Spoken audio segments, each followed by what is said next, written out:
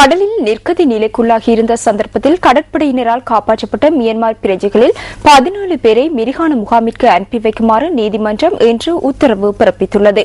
காலை பிரதமர் நீதவான் US கலங் சூரிய முன்னிலையில் இன்று ஆஜர்படுத்திய போதே இந்த உத்தரவு பிறப்பிக்கப்பட்டுள்ளது. மியான்மர் பிரஜைகளை அவர்களது நாட்டிற்கு திருப்பி அனுப்புவதற்கு தேவையான நடவடிக்கைகளை மேற்கொள்ளுமாறு மியான்மர் தூதுவர் ஆலயத்திற்கு அறிவிக்குமாறு நீதவான் உத்தரவிட்டுள்ளார். இவர்களுடன் காப்பாற்றப்பட்ட மேலும் 15 மியான்மர் பிரஜைகள் கராபிட்டிய போதனா வைத்தியசாலையில் சிகிச்சை பெற்று வருவதாக போலீசார் நீதிமன்றத்துக்கு அறிவித்தனர். இதன்படி காலி பிரதம நீதவான் இன்று பிற்பகல் கராபிட்டிய வைத்தியசாலைக்கு சென்று அவர்களது நிலைமை தொடர்பாகவும் ஆராய்ந்தார். இதன்போதே இவர்களை மிரிகான முகாமிற்கு அனுப்பி வைக்குமாறு உத்தரவு பிறப்பிக்கப்பட்டுள்ளது.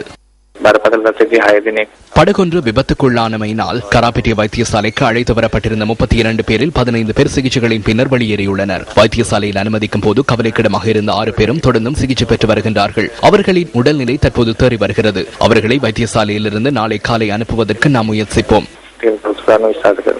இந்த குழுவினர் தொடர்பிலான எதிர்கால நடவடிக்கைகள் குறித்து மியான்மர் தூதுவர் ஆலயத்திற்கு அறிவித்துள்ளதாக போலீஸ் ஊடக பேச்சாளர் சிரேஷ்ட போலீஸ் அத்தியட்சகர் பிரசாந்த் ஜாகோடி தெரிவித்தார். குடிவரவு குடியகல்வு ஆணையாளர் நாயகம் சூலானந்த பெரேராவிடம் இவர்கள் தொடர்பில் வினவினோம். நீதிமன்றம் இதுவரை அவர்களை தம்மிடம் ஒப்படைக்கவில்லை என அவர் குறிப்பிட்டார்.